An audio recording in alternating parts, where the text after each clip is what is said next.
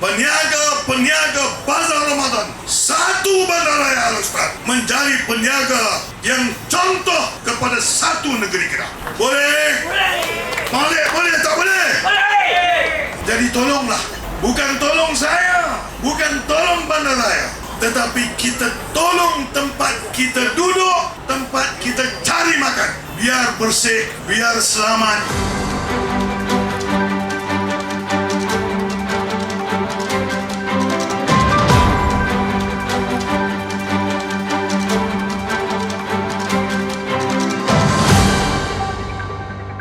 Program Libat Urus anjuran Majlis Bandaraya Al-Setar MBAS di Taman Wira Mergom mendapat sambutan menggalakkan daripada penduduk setempat. Program yang berlangsung di hadapan Medan Selera Taman Wira itu diadakan dengan kerjasama JPJ Negeri Kedah, Fama, Jabatan Perkhidmatan Veterina Negeri Kedah serta Persatuan Veteran ATM Kedah. Inisiatif ini digerakkan oleh ahli Majlis MBAS merangkap Pegawai Kawasan Zon 7 Syahab Perdana Puan Nur Azra Mat Saleh bersama penolong Pegawai Kawasan Tuan Haji Bohari Mat Yusof bagi mengeratkan hubungan antara PBT dan komuniti. Datuk Bandar Alostar Datuk Haji Abdul Ghaffar Yahya dalam ucapannya menegaskan pembayaran cukai taksiran amat penting bagi menyokong perbelanjaan awam untuk membiayai perkhidmatan MBAS kepada rakyat. Beliau turut memaklumkan kerja turapan jalan akan dilaksanakan di beberapa taman termasuk Taman Kita dan Taman Wira serta permohonan peruntukan KPKT tahun 2026 bagi menaik taraf Medan Selera Taman Wira dan kawasan parkir sekitar. Beliau juga menghargai kerjasama peniaga di Taman Wira dalam penyusunan semula peniaga bagi memberi laluan kepada kerja naik taraf parit oleh JKR bagi mengatasi banjir kilat serta menyeru peniaga Bazar Ramadan agar menjaga kebersihan. Sementara itu, Adun Suka Menanti merangkap Exco Negeri Kedah yang berhormat Zawahir Abdul Ghani memuji usaha MBAS mendekati rakyat melalui penyampaian perkhidmatan secara terus selaras dengan inisiatif jelajah daerah oleh kerajaan negeri. Beliau turut merakamkan penghargaan kepada pihak JKR atas pelaksanaan projek menaik taraf parit di sepanjang Jalan Sultanah Sambungan serta menghargai keprihatinan MBAS terhadap keperluan penduduk setempat. Beliau berkata demikian ketika merasmikan program Libat Urus berkenaan. Program turut menampilkan jualan rahmah madani serta pelbagai perkhidmatan agensi kerajaan dan swasta untuk kemudahan orang ramai.